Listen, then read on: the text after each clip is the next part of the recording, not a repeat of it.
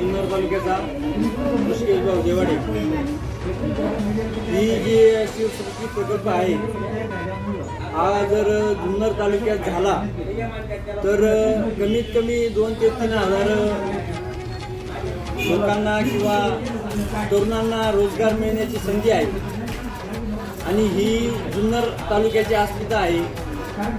आणि कसं जे म्हणलं जातं जेवण जुन्नर तालुक्यात करायचं आणि पाणी प्यायला बारामती तालुक्यात जायचं किंवा जिल्ह्यात जायचं हे काही जमणार नाही। कारण कसं जिथं जेवण तिथं पाणी भेटलं पाहिजे। आमच्याकडे MIDC नाही।